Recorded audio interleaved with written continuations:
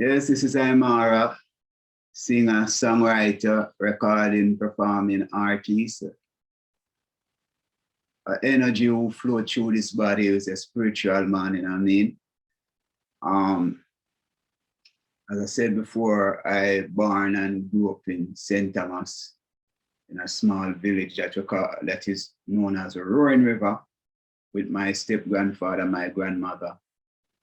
And I am always intrigued of the struggle of politics, religion, and, all these things are always, on top of my mind, or the forefront of my thoughts, as a young revolutionary growing up, till I reach this point in my life, I continue with that kind of exploration of self and exploration of life itself, So I'm always seeking and I'm always trying to see the higher me and the highest point of life that I can achieve. Yes, we spoke about the Morant Bay Uprising, 1865, and we are still within that season of celebration. Recently one of my brethren called me. His name is Oronde.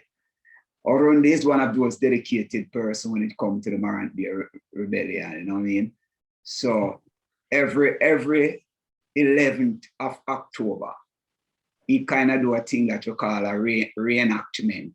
So every October 11th, he would go to Stony Gut, whether I'm of company, yes or no, and he would walk from Stony Gut to Morant Bay, just to remember the struggle of those ancestors who walked from Stony Gut to Morant Bay on October 11th, 1865, So we are still in the season now. Today is what, the 20th of October?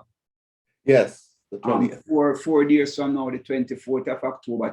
3 days from now, which is the 23rd of October, was the date that they hung George William Gordon, and the following day, which is the 24th, is the day that they hung Paul Bogle.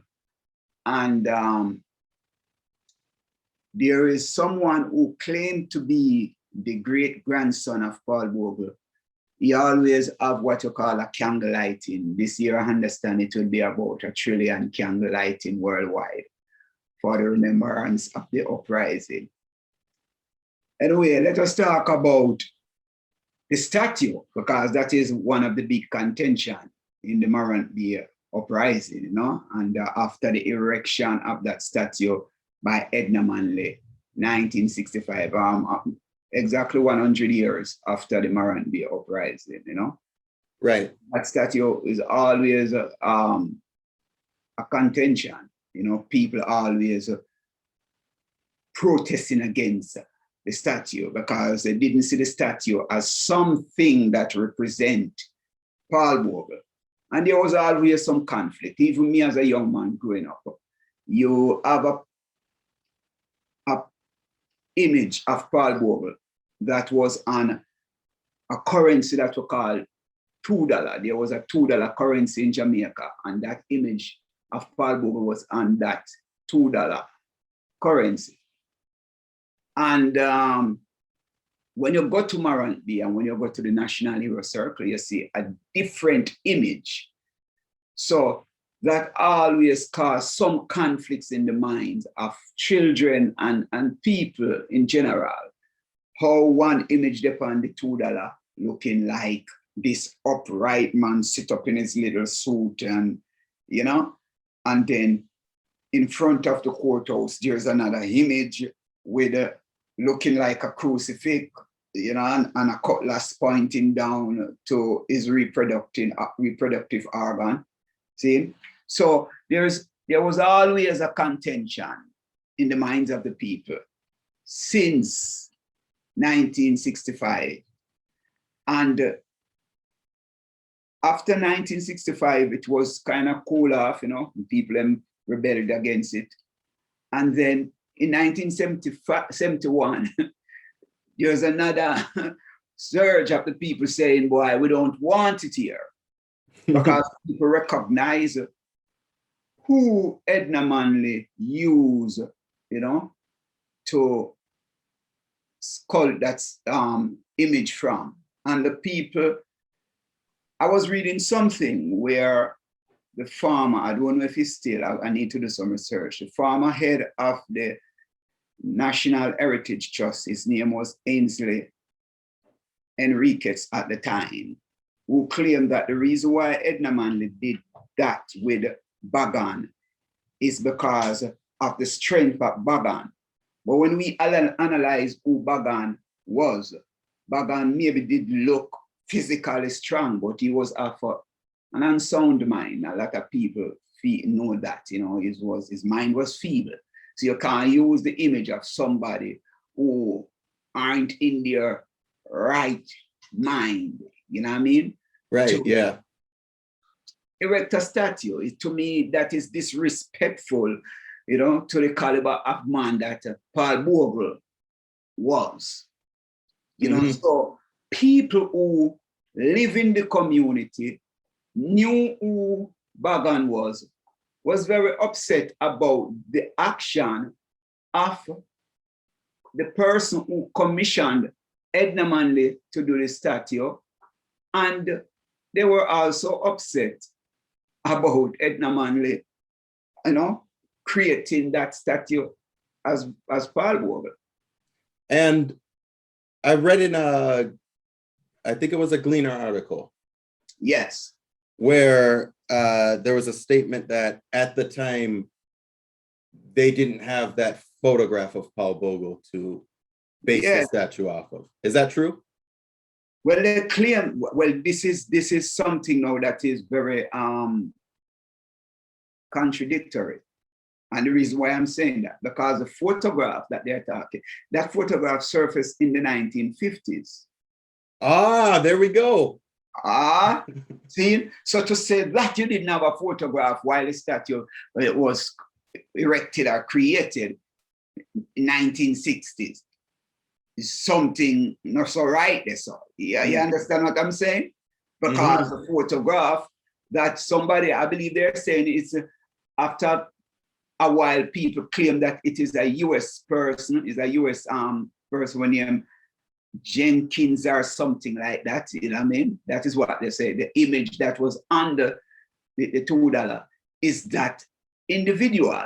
So there's a contention going on with that, and people believe that this is Paul Bogle. You know what I mean? So, but after 1971, things kind of quelled down for a while pertaining to the statue. Well, in about 2006, there's a sister here with a radio program called Running Africa every Sunday morning. Her name is Kabu Mahat Heru, let us say her full name, you know? So Kabu went on what you call In Search of Paul Bogle in 2006, you know? And the Bagan issue came up again because they went to Stony Brook, which was the place that Paul Bogle lived, had properties, and you know, it is now an heritage site because the National Heritage Trust here, you know, that fall under the responsibility of the National Heritage Trust. So they went there, and the people start to rebel about the statue. That is 2006. Well, fast forward, there was a lot of things. The energy just get more energized, you know? And there's a lot of things that was happening pertaining to the statue, meaning people start to do a lot of drumming, coming up playing in St. Thomas, you know? Right. So people were talking about it, you know? And people insisted that the statue must be removed because it doesn't represent Paul Bogle.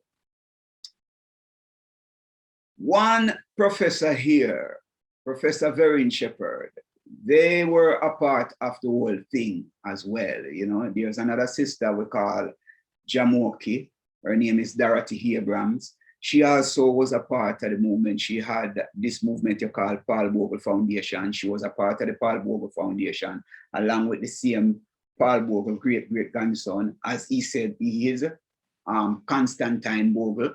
So they were a part. After a while, them have some discrepancy amongst them, so people go their other way. But Jamoki and Vernon Shepherd and some other intellectuals, they decided that they would do something to change the whole concept of what was there under the statue as Paul Bogle, because that was what inscribed under the statue, Paul Bogle.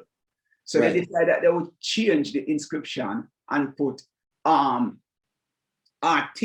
artistic expression of Edna Manley. So they went and they did that, and it was placed under the statue as an artistic expression of Edna Manley. Well, you know, we in a St. Thomas would never ever, you know what I mean, accept something like that. So we decided that, no, you know, we want something that represents the uprising, represent the resilience of the people who stood up and fought, and many of them become martyrs, 439 people and more. There are thousands that they murdered and massacred, you know, died for this cause. We need something that will represent it with, and first of all, we start to call a square Paul Bogle Square, right? Okay. In front of the Morant Bay Courthouse. So within that time, 2006, going on to 2007, well, 2007, the 19th of February, something serious happened. The Morant Bay Courthouse burnt down to the ground. That facility housed the parish council. The parish council was there. So when it burned down, the parish council moved down further to a plaza that you call, what the plaza name again? Howell Plaza, down by the bottom. So they moved from out of because everything destroyed. And this is the same courthouse? The same courthouse. So I believe that was the third and the final time. Burnt to the ground. I remember that it was burnt 1865, and there was another incident again. And then on the 19th of February, right? 2007, another fire destroyed it, you know? But there were so many rituals happening around there, you know what I mean? People were just, you know, playing drums in front of the courthouse, you know what I mean? And talking about it. So there was all kind of things happening spiritually, you know what I mean? Because St. Thomas is a place where the African retention is very strong.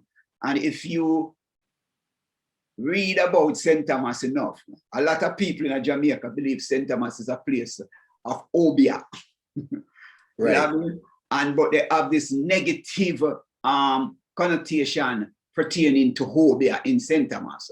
But we know that obia for us in the African retention is really our spiritual expression.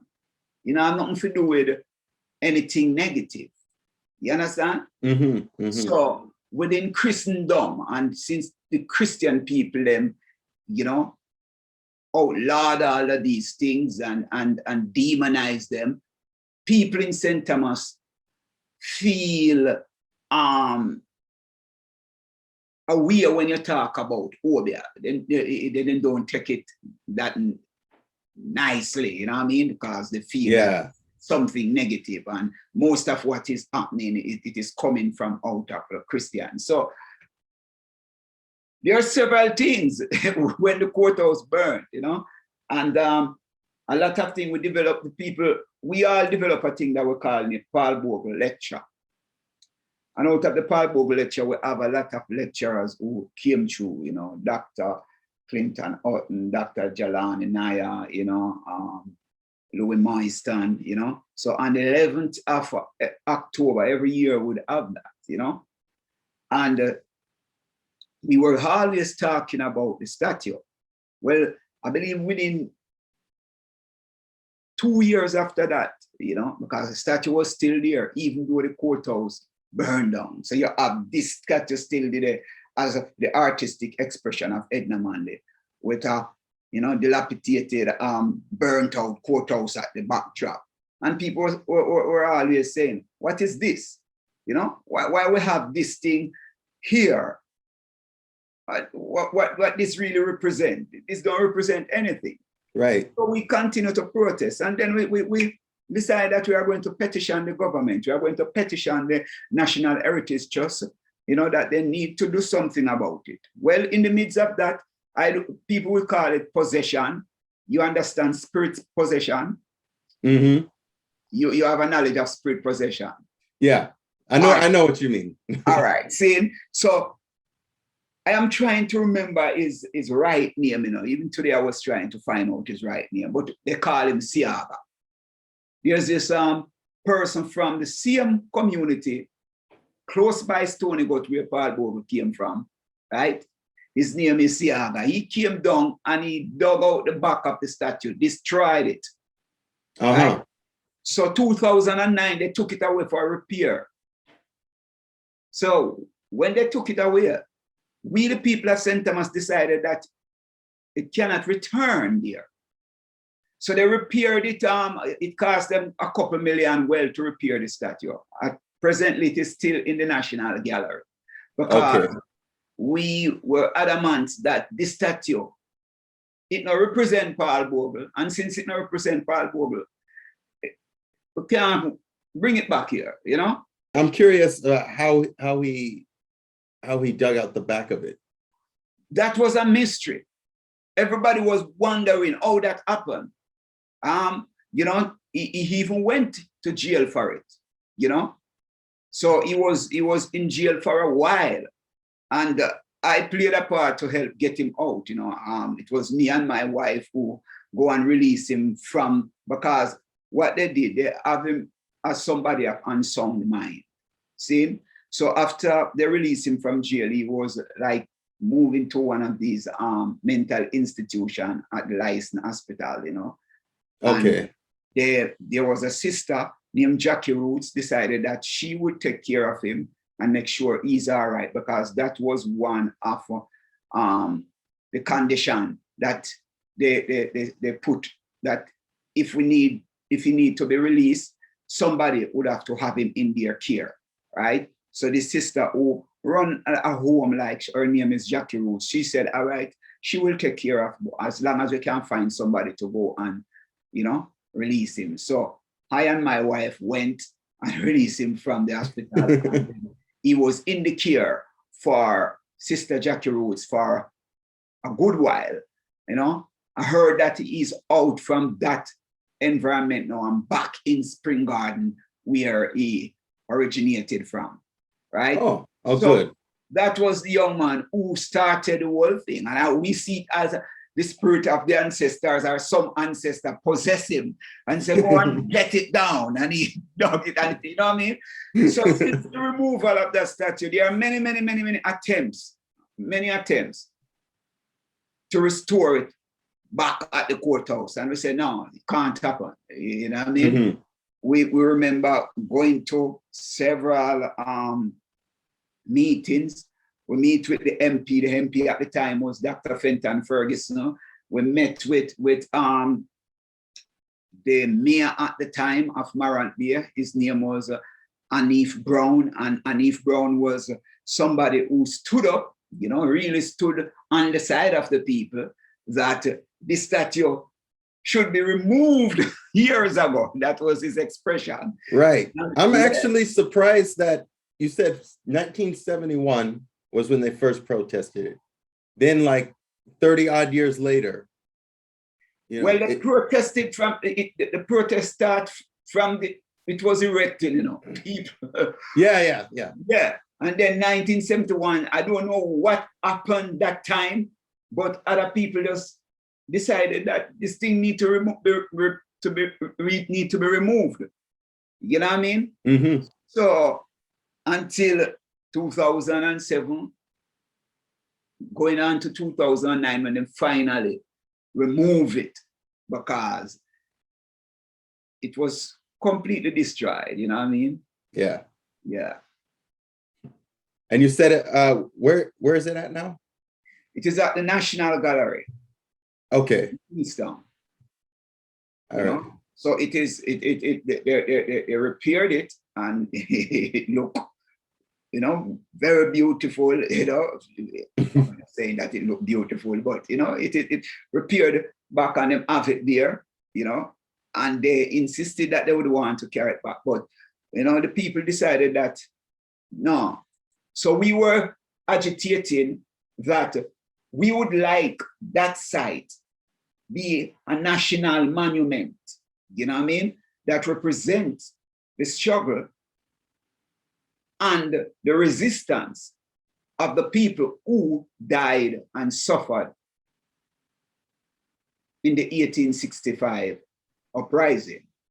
And Right. we had many discussions with the MP, with the mayor and councillors who were responsible for the Morant Bay area, how we can make this be of something that our people can come and view artifacts from the Morant Bay Uprising up till now, you know, where we could put books and other things and create like a museum that people could learn the real history of what the Morant Bay Uprising represent.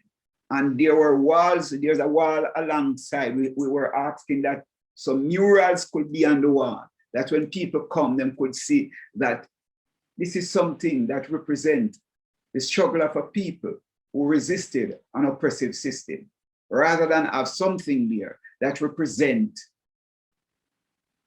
depression and the putting down of someone who stood up for the liberation of his people. Mm-hmm. You know? Yeah. That's what you mainly hear about Paul Bogle, is the hanging of Paul Bogle. Yeah, that is what happened, you know, my brother. When your oppressor or the conqueror, you know, when the history is written by the conqueror, it is always in their favor. Yeah. So we, the people, decided that we need to write our own history. We must decide, and we going to decide what is here. You know what I mean? And the person who was the head of the National Heritage Trust at the time, he isn't even a part or from the ordinary people who have been through that struggle. You know, he's a Jewish person. You know what I mean? And it was said that, you know, this individual who we know is a part of the oppressive class in Jamaica, because that is one of the things we have to observe in this country, that there's a lot of classism, right, in this country. And that is one of the reasons why, you know, that many of the gentry class wanting the statue to remain, because Edna Manley is from a particular class of people, and, you know, how dare you to come and disrespect the work of Edna Manley. So what they were doing is not looking on what the uprising represent, but they were looking more on the legacy of the person who created the statue. Yeah. Which was, yeah, that was what it boiled down to, you know, with the discussion that we had with some people. God bless her soul. One of the main person who was pushing this was a lady called Barbara Gludon, you know, because Edna Manley College is some place where you know, she is one of the person who aligned to all of these things. You know what I mean? So we look on these things and we realize what was going on. And other intellectuals, some of them are close to us as good friends too. But Edna Manley is the mother of Michael Manley. You know what I mean? And Edna Manley is also, you know, the wife of Norman Washington Manley, one of the national hero here, you know. So how dare you little peasant or proletariat people, you know, proletariat people who want to come and say we need not to have Edna Manley works here. You know what I mean? So we see all of that was playing out, especially people among us who decided that, all right, we're not going to remove the statue, but we are just going to put artistic expression of Edna Manley. It's like pacifying the whole thing. Yeah. Mm-hmm. Yeah. Yeah.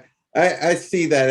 And just like what you were saying, that they're from that establishment. So they have a different interest. Exactly. Exactly. Yeah. The interest was totally different from the citizens of St. Thomas, you know, because one of the things, you know, that we must always remember, you know, is the suffering after the Morant Bay Uprising of the people of St. Thomas, even till today. You know what I mean? And we remember even up till 2013, from the courthouse burnt 2007 to the removal of the statue 2009, even up till 2013, 2014, there were always discussions around what should be erected or what that place should represent, which was where the Morant Bay courthouse or the square of Morant Bay. So we were always calling it the Paul Bogle Square rather than the Morant Bay Square. Right. And that makes a lot more sense, you know, to have that title. Yeah. Up till now, the administrators, you know, successive administrators have not yielded to what the people demanded of them. You know, so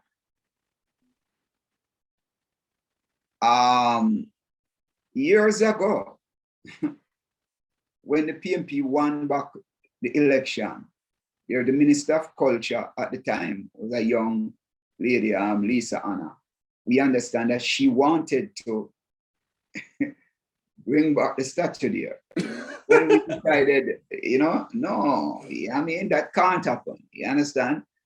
You know? So the MP, Fenton Ferguson, I'm telling you, we have so many back and forth with this image, you know what I mean? And I can't understand. And one of the sad thing about it, even this brethren now who call himself the great-grandson of Paul Bogle, who will be having this trillion candlelight on the 24th of October, maybe 3 or 4 days, 4 days from now, right?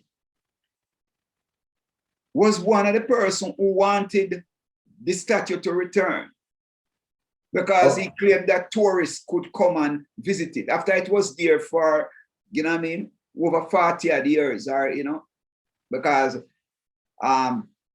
this year would make 57 years exactly when that statue was erected, right? Yeah. You know what I mean? From 1965 till now, it will be 57 years, okay? And it was there for years.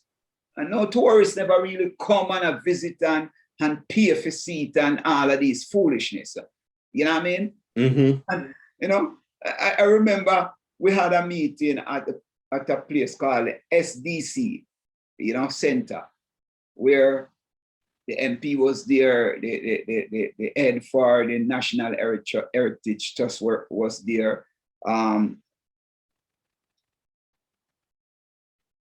The mayor was there, And something strange happened, you know. A man got up from the crowd and walked up to them and said, "What you all come here to do? To disrespect the people of St. Thomas? You want another rebellion start right in your son right now?" You know? And the brother was very serious, you know, he just walked up in front of them, you know? And like the place get very tense, you know? Even the head of the National Heritage Trust, you could see that she was very, very fearful of the event that she thought would just erupt. Understand? You know, but anyway, we weren't there for that, you know? So we quelled the situation, we cooled it down. Yeah. And we have a respectful discussion about what we would like to happen out there. So until today, you know,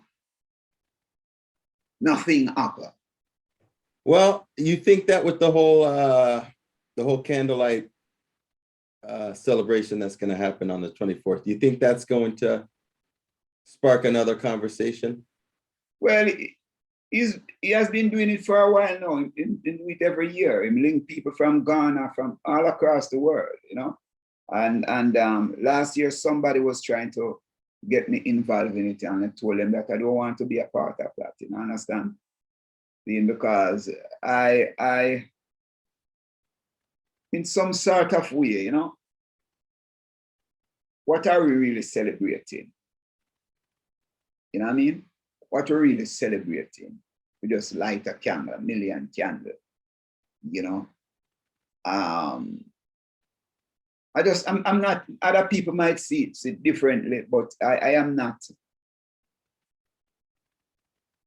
into that, you know. Yeah, I get where you're coming from. Because it doesn't really solve anything. No, you know, and the people of St. Thomas and you know, are still under economic bondage, economic slavery. The same thing that Paul Bogle stood up against, you know. The people out there is still suffering from bad road condition, you know, politician is still taking away the lands from the people. You understand? So we see all these things happening in Jamaica today.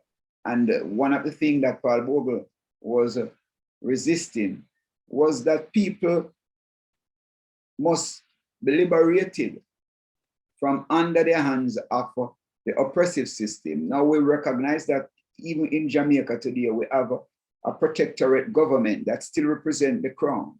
And the crown, you know, sad to say that Paul Bogle is still on the book as a criminal, and the legal books here as a criminal. So first of all, we should seek the exoneration of Paul Bogle.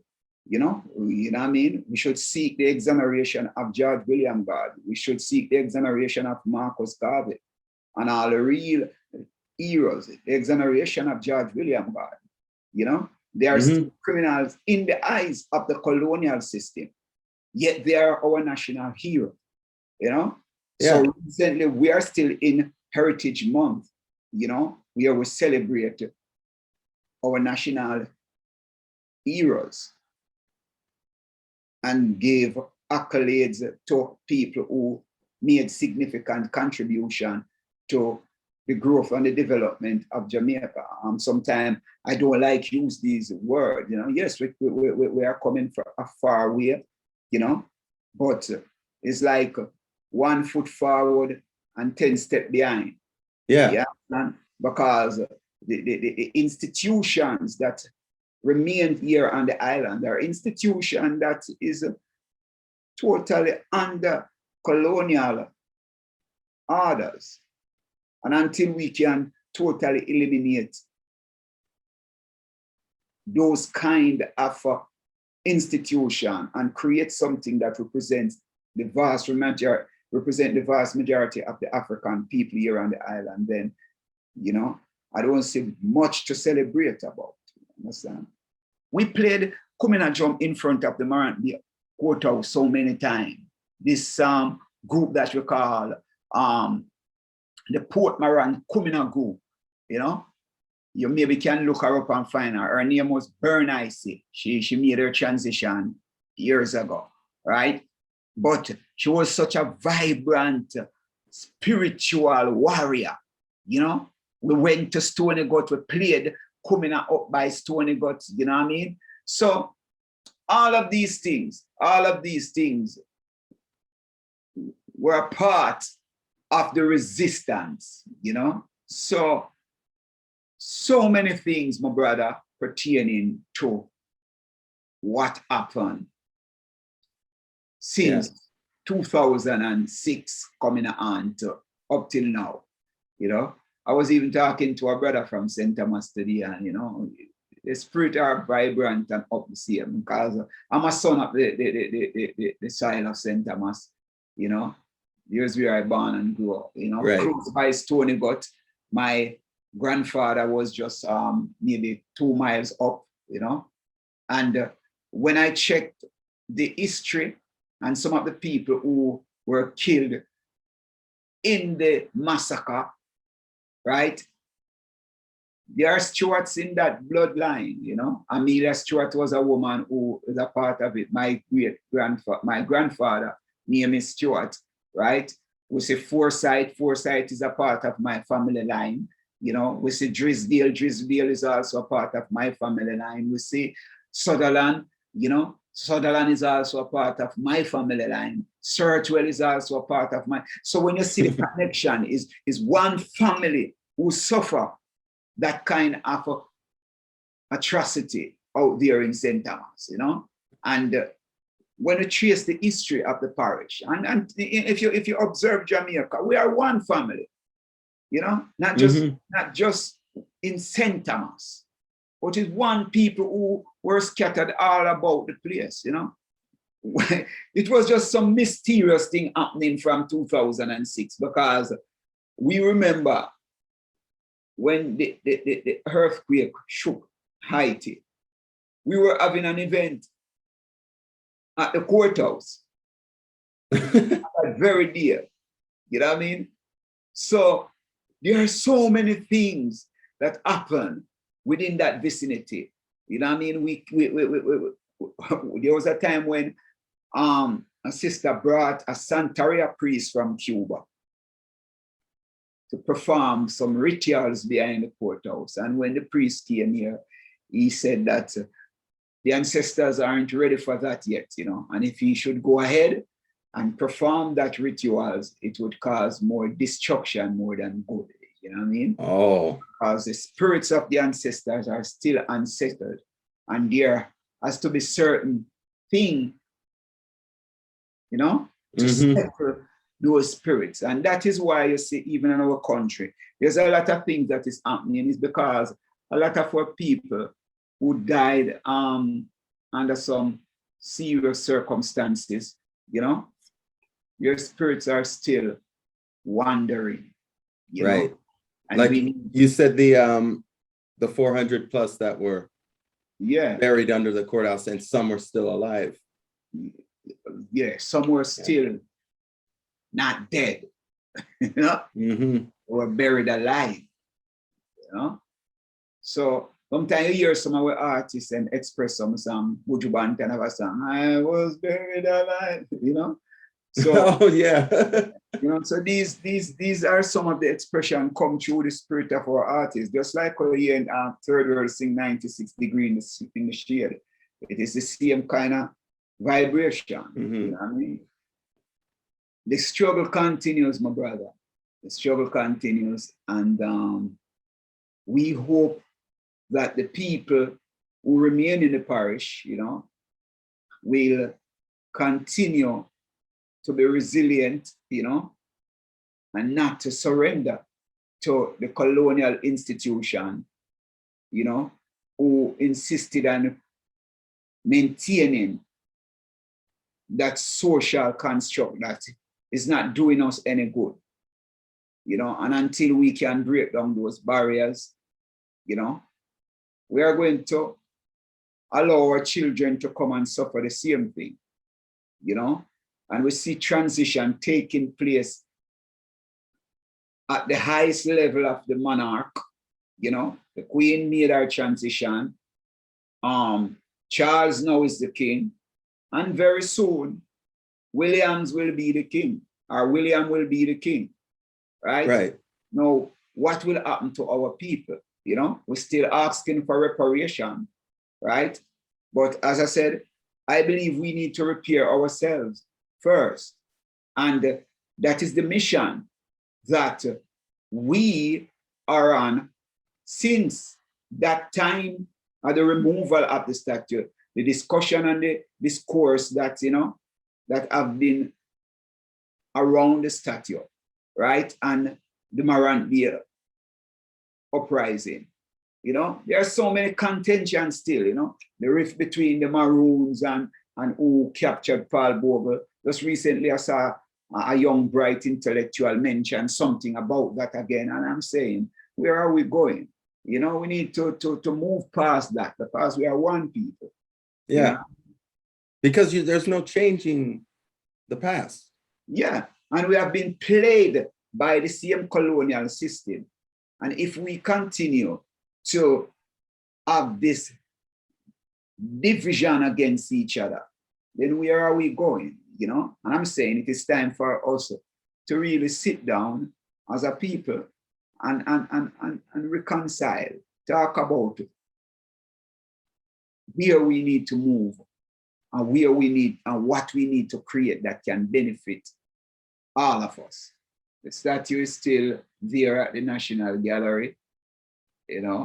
We hope that, as I said, I'm not hoping. I know that there are some strong people in St. Thomas. We really had we not just had, we have a strong movement and a connection. Eastern Black Consciousness movement. We move so militant that even the Prime Minister at the time was wondering who is the leader of this group. All of a sudden, everybody talking about the statue. Who is the instigator for this? Well, they couldn't find out who is the instigator because there were no upfront leader. We were all leading. We were all playing a part, you know what I mean? And standing up against something that we realize represent the interests of the gentry class and the colonial institution. It never represent the struggle of the people.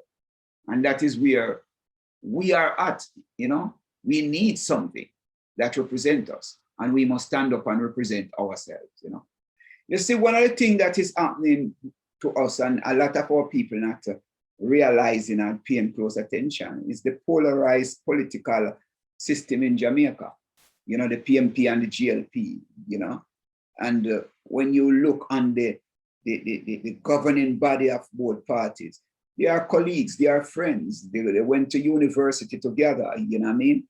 So they organize themselves out to keep the people under, and some of them even came out of the people. That's the sad part, you know what I mean? All of these politicians, including the Prime Minister of Jamaica right now, you know what I mean? 20 years ago, he was just a ordinary little man, you know what I mean? All of a sudden, he become an oppressor to the people, just recently. We see where he is and demolishing homes. Ordinary people home. You know what I mean? Yeah. So we are looking at these things while we still talk about the Morant Bay Uprising. Within our midst, there are people who have been trained by the colonial institution carrying out the same atrocity that happened 157 years ago. So we need to look on our political system. We need to look on our education system, because it's our education system that is producing these people. Yeah, exactly. Right? It's the institution that is in place that is producing these mindsets. And as long as these institutions remain, how further we are going to go, my brother? Yeah. And it's a vicious cycle with these institutions. Yeah.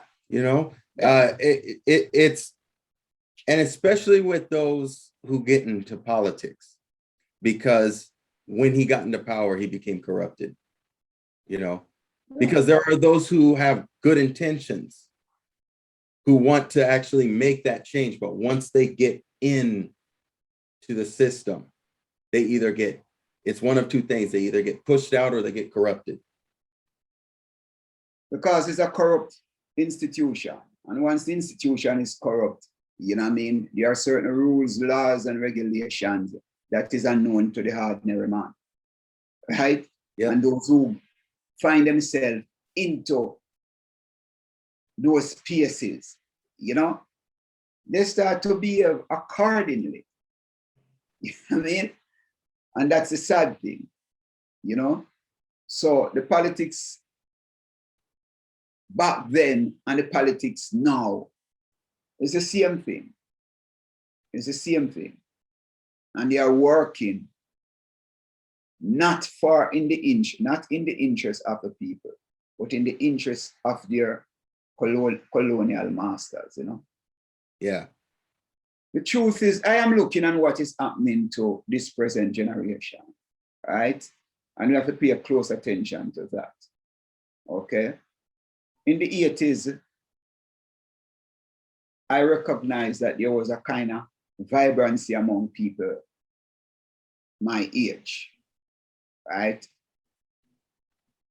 80s coming on to the 90s, the culture kind of changed, you know?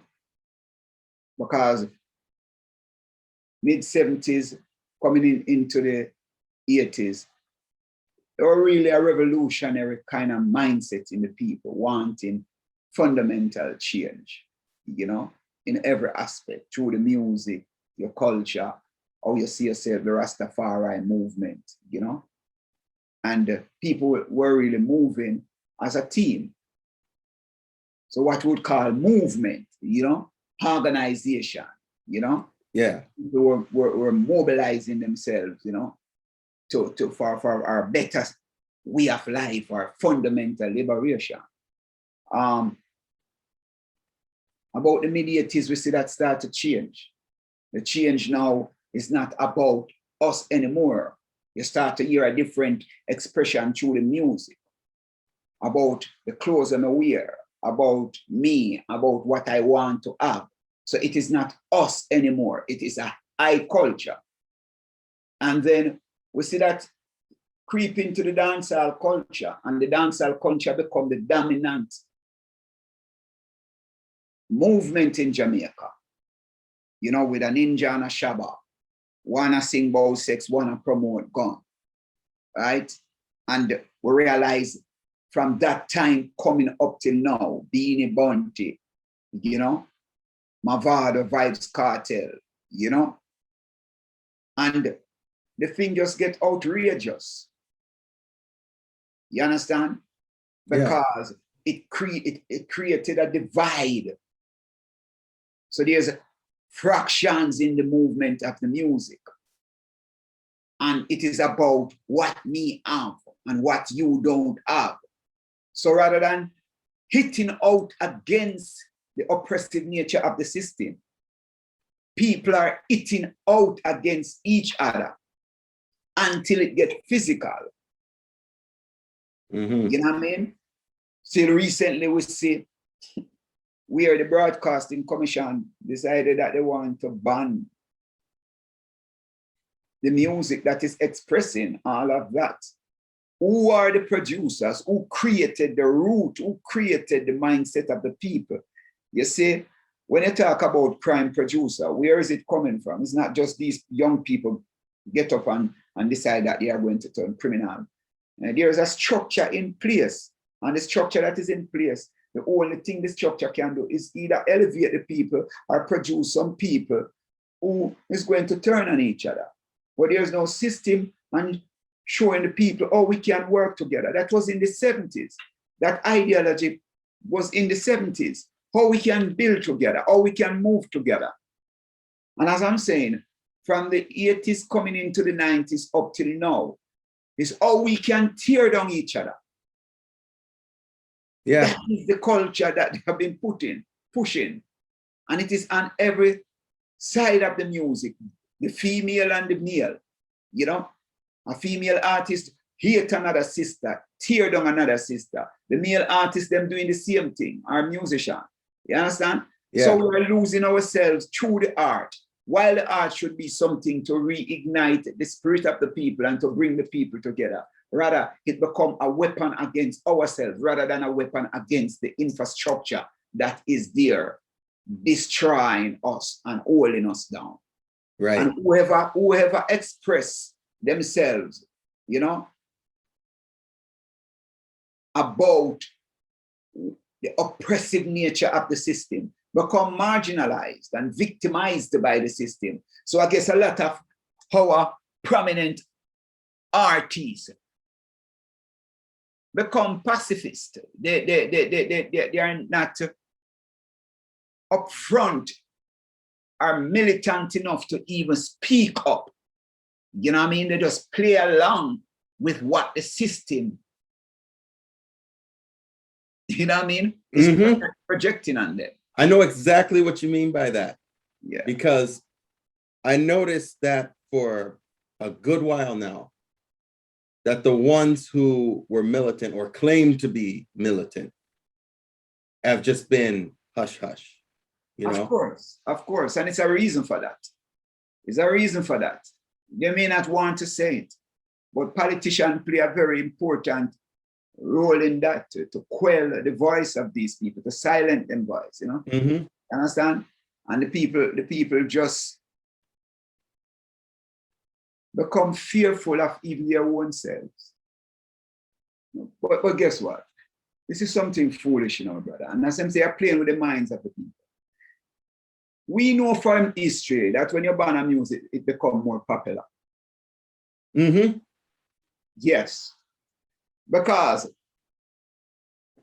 what people know as reggae, you know, when Bob Marley and those people were at the forefront, it's not radio, it was sound system, you know. Sound system was where them established themselves, because the radio never used to play them.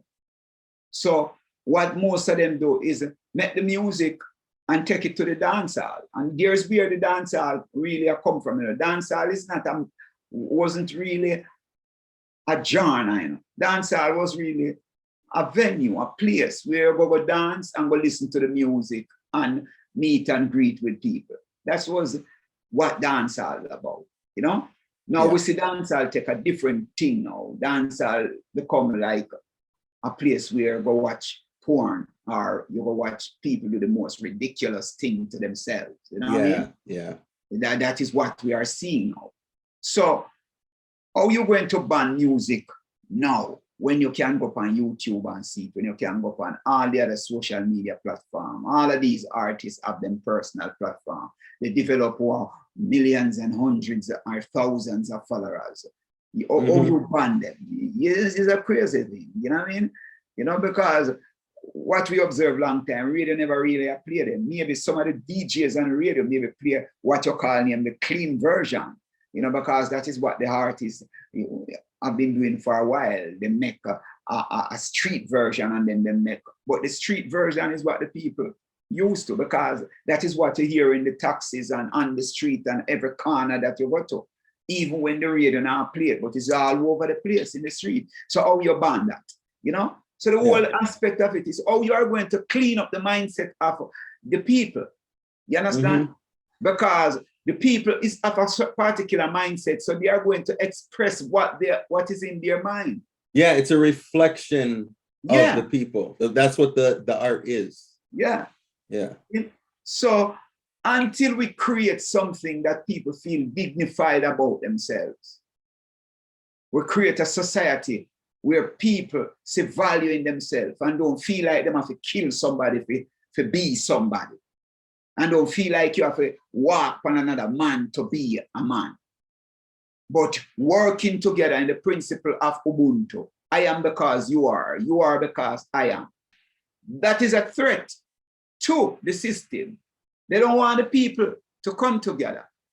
So they play every card in the deck, or whatever card they want to play, to keep the people divided, because that is how they maintain power. And that's why they create all of this thing between Paul Bogle, the Morant Bay Uprising and the Maroon, that even up to there, up to now, people are still talking about the Maroons are the one who captured Paul Bogle. But 157 years since, the Maroon is facing their own struggle.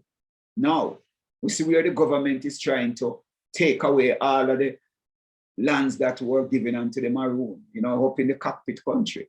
One of the Maroon chief is here fighting for, you know, all of their indigenous land that was given unto them, that they fought for, not even give them. I want to correct that point. The lands that they fought for. Yeah. Now, we realize that the Jamaica government, along with the same foreign entities who they fought against, are the same bloodline, are coming in now and retaking or recapturing those lands that the Maroon fought for. Mm-hmm. And the Maroon literally can't do anything about it because they don't have any weapons, they don't have no machinery to defend themselves. This is not the time of guerrilla warfare, you know? Right. This is a different time where the enemy go and reorganize themselves. And generations after generation come now and decide, say, okay, our ancestors and you had a battle and you defeated our ancestors and captured these land. Now we are coming back for it. That is how these people think. You understand? And then we start to have that mindset about ourselves. Then where are we going? You know? We love to celebrate too much, man. We want small victories, and instead of we look on how we are going to maintain the victory that we want, we start to party and drink and get drunk and drop asleep. And by a drop asleep, then come back and take everything where they just claim. Yep. And I believe that is what happened to the Maroon. The Maroon got too comfortable and believe that it is over. You know, there wasn't anything in place to protect what you fought for or what your ancestors fought for. Nothing. You know what I mean? Because the laws are alone not going to help you, because the laws are created by the oppressors. So how you are going to depend on the oppressors' laws to protect you? How? How will it work? The oppressors' laws will not protect you, because in truth and in reality, the Morant Bay Uprising took place because Paul Bogle and his followers decided that they are going to break the laws that was very oppressive to them. Our liberation from chattel slavery was about that, because slavery was lawful. It was legal. And that's why Paul Bogle today is still a criminal, because he broke the laws to liberate himself and to liberate his people. And that's why Sam Sharp is still a criminal. That's why George William Gordon is still a criminal, because what they have done, they consider it unlawful. The treaty, that is why it was brought back to England. England had to take it to the World Court. At that time, there was no League of Nations, but there was a World Court. There was an organization who kept all these documents. And so the documents were turned over to the League of Nations. The League of Nations turned the document over to the United Nations. See? Now, what that meant? It meant that when they told us that we got an independence, that there was no independence. It was Queen Victoria Jubilee, meant that she have overstayed on the land, and she also made a jubilee, which is a documentary expression to the world to say that I am not continuing the lease. So the land after the treaty, England came back and leased two major leases. Listen, lease. The lease was one in Portland, by Governor Portland. So Moortown was leased to Governor Portland, and that's why it got the name Portland. Huh? Edward George Trelawney leased the Trelawney side, and that was on Ferry Town. So those two major leases. So you telling me the lease doesn't have an end? Well, really, England decided to perpetuate the lease and tricked us to talk about an independence, but there was no independence by law. The reason why, the Queen of England did not come to Jamaica. If the Queen was not here, the head of the monarchical power was not here to hand over the power, then there was no independence. Call Trinidad, ask Barbados, and they will tell you the Queen was there. Why she was not in Jamaica is because Jamaica had its independence in 1738 when they got the treaty. Yeah, the independence of the island, that the Maroon will be the sole governor for this island. That is what he is saying pertaining to that treaty. Yeah. After a particular period of time, I believe after about 100 years, right? And this is what is happening even right now, where they are planning to make Jamaica become a republic, because the treaty that they signed with the British at the time. You see, one of the things that we must always remember, how the Maroon got tricked into this thing. And we must use the right term, because that is exactly what happened, right? Is that the Maroons at the time were winning the war. They were winning the battle. And you must observe when a man, when an army is ahead, if the other side come and ask a peace, it means that they are losing. Yeah. Also, it's a tactics. It's a strategy to reorganize themselves. You know what I mean? So you have to observe war and that. You can be beating me and I ask you to take a break, but I want to take a break to regain some strength, to come hard at you. And that is exactly what it is about. They played on the mind because they recognized that they could not defeat these people who were versed on guerrilla warfare. You see, one of the tactics that the Maroon used, now become an international thing. It's really, you see, what we call camouflage now. Yeah. That is something that the rest of the world copied from the Maroon people. Oh. Rastology was making some serious points, but Rastology also have some negative around it. And that's why he went the way he went, It's one thing to know what is happening, but it's another thing to behave a particular way. You understand? Because you have to attract with a particular energy pertaining to your people. And one of the things among us, we have a lot of people who can talk, they are very bright and then study and then understand what is happening. Yeah. But what are you doing in the best interest of all, rather than having all of these information and you can spit them out? How are you mobilizing the people? How are you functioning as a human being, as an individual? What are we doing to create a better environment, a better world, a world that we can live in harmony? How are we looking at that, You know what I mean? So these are some of the things that we must always pay attention to. It's not just to talk about the oppressor, because one thing we know, the oppressed must free themselves and also free the oppressor, because the oppressor himself, the oppressors themselves are in bondage, because they are living in constant fear, because they knew that it is unnatural to keep another set of human beings down. And it has been proven unto them that after how many years you have these people in shackle slavery, they broke out of shackle slavery. They defeated us, them the oppressors. They are looking at themselves that they saw the Haitian Revolution, and that's why Haiti is still paying. They saw the many, many revolts here in Jamaica. That these people, the Maroons, who they claim were what? 1/5 or 1/3 of a people, right? Yeah. Brought them to their knees, that got you have to go and beg. So it's a journey, my brother, and we must know who we are. And until we know that we are gods and goddesses and stand predominant on that principle, if we continue to see ourselves as subjects, then that is what we will always be. If we continue to feel like we're going to ask people to pay us rather than demand what is rightfully ours, then we will keep asking.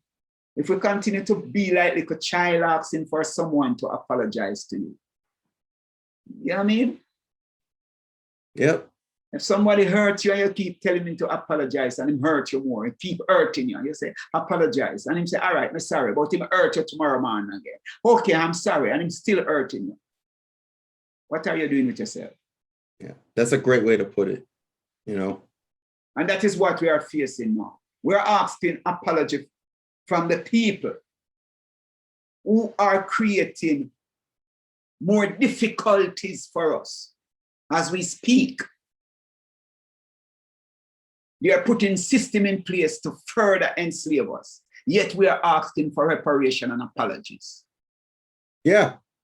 What kind of craziness is that? Look on the things that is keeping us apart and try to bridge those gaps and make sure that we start to work in the interest of all and remove from the mindset of I and remove to the mindset of the community, the mindset of communal living, and focus on that and make a move for the betterment of a nation.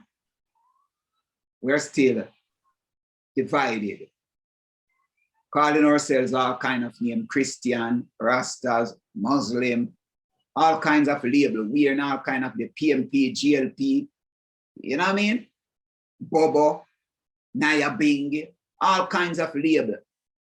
While we all are going through the same struggle, but separated with all kinds of labels. And that's why the many lectures that we had in the past pertaining to the Morant Bay Uprising and what our people been through. This is one of the things that we were always talking about. You know, what was the intention of Paul Bogle? How are we? What are we doing to fulfill that purpose? And that is paramount. We must create a curriculum that will educate us about us, you know? And until we reach that point where we can create for ourselves, and not just create for ourselves, but to be in control of our creation. Because as you talk about the music, that is one of the things that is facing us. We create the music, but we are not the one who is earning the most from it. Other people are living big off of our culture more than how we are living big off of it, you know? And the sad thing, when you went to lie too much in trillion candles, who made those candles? You have to buy them, you know? Yeah. You always all these things that matter about. You have to get deep into the thing, you know. You have to spend how much in million, because if it's $1, we're going to pay for the candle. See? And it's a trillion candle light. It's $1 trillion gone back in the hands of the colonial masters because we don't make candle. Right, right. You understand? Mm-hmm. So we have to study economics and understand how are we empowering the people who constantly oppressing us. Yeah. You know what I say? 100%. Yeah. Yeah. We can't give them our wisdom, our resources, our natural and our intellectual resources for them to enrich themselves. And when they want to sit down and talk about these things, King, this is what we are talking about. We must sit and talk about these things. How much these people are still benefiting from us while we are talking about reparation. How much are we giving to them rather than giving to ourselves and taking control of ourselves? We see some of our brightest minds right now. They are not here in Jamaica to help build Jamaica. They are elsewhere.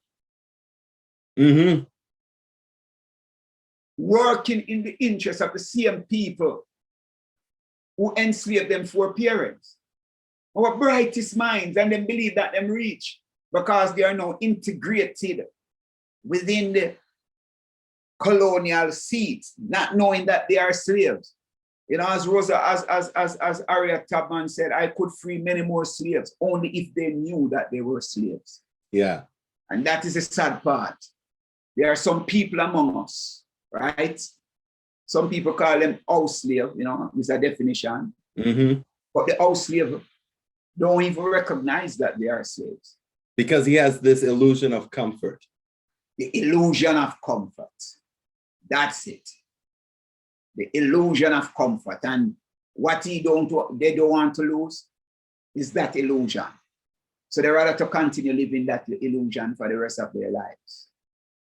You know? And one of the institutions that is keeping us the way that we are, right, is religion. Yep. And to put it in the clearest way, Christianity, Western Christianity, that you're constantly looking out of yourself for a savior rather than turn your eye within and see. And that was what Paul Bogle did. He recognized that I have to find a way to liberate myself and to liberate my people. Because I've been calling upon the Queen of England and she disrespected us. Yep. So with our blood, with our sweat, with our tears, we are going to do something, even if it costs death. You know, we will resurrect. That's a line from a poem that I wrote. You know? So it is what it is. It is what it is. And we have to start to see ourselves more than just this physically. I mean, when we reach the point, you see, people always talk, boy, I just don't want to do this thing because you're dying. I'm afraid of dying and I don't want them to kill me like them. You're dying. So, why are you afraid? Why are you afraid of something that is inevitable? If it's inevitable, if it is inevitable, you must prepare yourself so much that you walk into it with some sense of consciousness and joy. And that is where I would like most of our people start to think, rather than see what we call death as something that is terrible, according to the Christian religion, because that is how they projected death. That the generation, degeneration and regeneration is not natural. It is quite natural. As me are speaking right now, cells are dying within us and regenerating within us. Yeah. And that's why we eat and that's why we drink water and all of these things to replenish ourselves. Mm-hmm. Right? It's a part of nature. Everything that lives dies. Yeah. So something that you see that is so natural. Oh, you're fearful of the natural essence of life. Yep. You know what I mean? And one of the natural essence of life is somebody hurt you. You must make the person know that you're hurting me. It is natural. Mm-hmm. It is natural that if you're feeling pain, you are going to seek something to stop the pain. Whether it is psychologically, mental, or physically. It is quite natural. It is unnatural to tell me to turn the other cheek while you're trampling. Yeah. That is what is unnatural. Because that never made sense to me. Yeah. And that is what I'm saying. While we are still asking for the oppressors to repair something that made them powerful. That is the sad thing. Yeah. This is what, remember, it was a fight. It was a fight, for us to liberate ourselves to this point. And guess what? They demanded reparation for their properties. Mm-hmm. Because our ancestors and even up to today, they still consider us as their properties. And one of the things when enough people now look on the world, there's an elite group of people in the world who look on literally the other 6.5 billion people in the world as their property. Yeah. And the world not waking up to see that is what is happening. Just imagine a man I will tell you that you don't have the right to even spend the money where you work for. So look for the tip, especially the banking system. Yes. You work, but you don't have this physical thing that is yours anymore. So you have to be living on credit. Mm-hmm. That is one of the most sophisticated form of modified slavery. Yeah. How many people are looking at this sophisticated form of modified slavery, this digital, robotic, technological slavery that we are shifting in and calling the fourth industrial revolution? Who is making that change? Us, the people, are the people who have been our oppressors all the while. Mm-hmm. Who are leading the changes?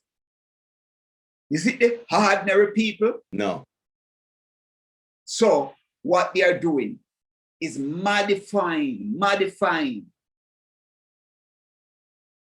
their system to hold us a little tighter. That we have no control. Just imagine. You don't know if you need some food to eat, you have to order it online. Nowadays, they might tell us, say, boy, you don't need to come anywhere physical again. So you don't even have the time to look on something and say, is there any damage on this? Or, you understand? Yep. Somebody will ship it to you, and it's when you get it, you have time to inspect. What kind of madness is that? You need to go to the market and look on what you're going to buy first, examine it to see if it is something good. Rather than somebody, you look on a screen, or you're going to see if there's a burst under the bottom of the thing. You can't.